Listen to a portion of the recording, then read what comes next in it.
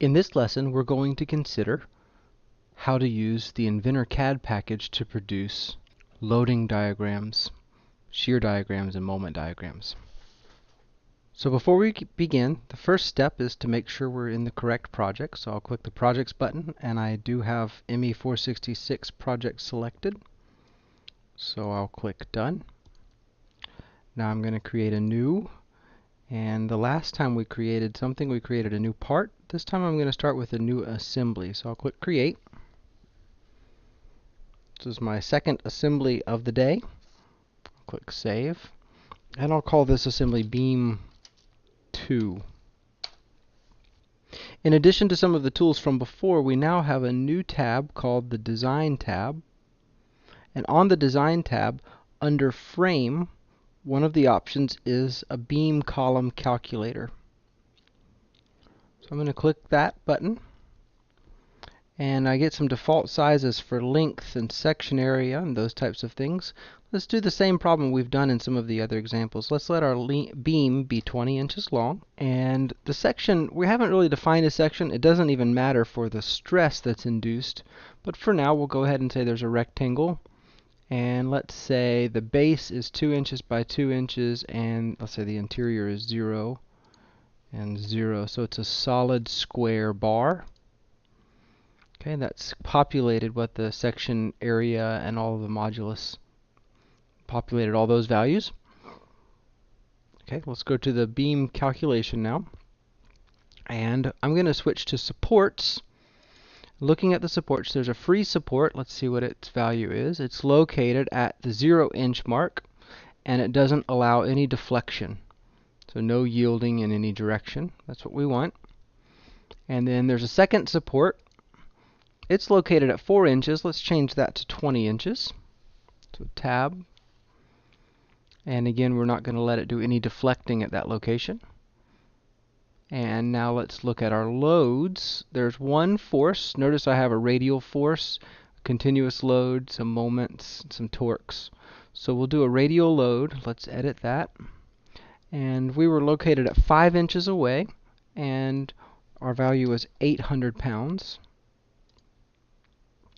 Okay, now very important, there's a calculation here where it'll calculate what the density of the beam is and use that as a distributed load. I'm going to uncheck the density. At this point, we haven't taken into account the density of the beam itself. So to make these calculations match what we've done by hand, I'm going to uncheck Use Density. It's very rare that I wouldn't want to use the density, but for an academic problem, we'll start with not considering the density. And that looks like everything I need. I'm going to click the Calculate button. Oh, we've got some errors here. So notice a red line came up. If I do a fly down, it says load must be positioned under the component. So I must not have put something in correctly in my radial force. Let's go back into the radial force. Sure enough, I put in 50 inches instead of 5 inches. So okay. Let's try to calculate again, and it's showing a successful calculation. Let's take a look at what we see. Here's the beam graph, and let's look down the results here. Length is 20 inches.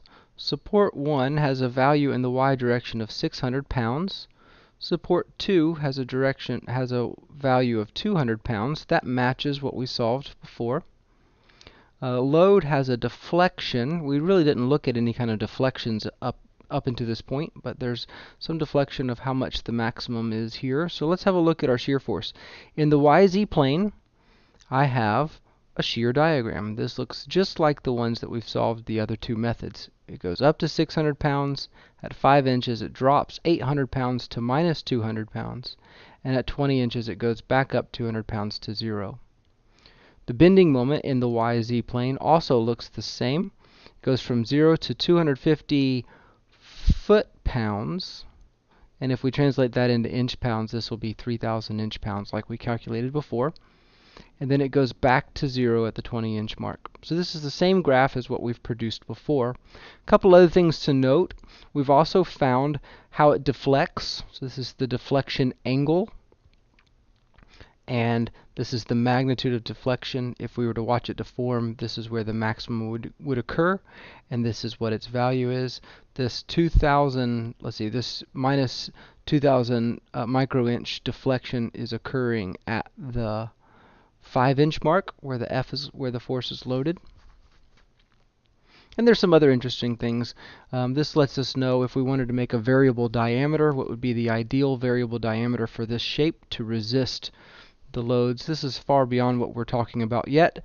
The main thing I wanted you to get is that you can use Inventor, the beam calculator, by plugging in your length here in the model tab and your loads and supports in the beam calculator tab and the beam graph, and now I've got a picture that shows here's where the two supports are, there's where the F, the force, the applied force is, and the YZ plane will give me my shear diagram. The bending moment YZ plane will give me my moment diagram. And this is equivalent to having done the other methods we've observed so far.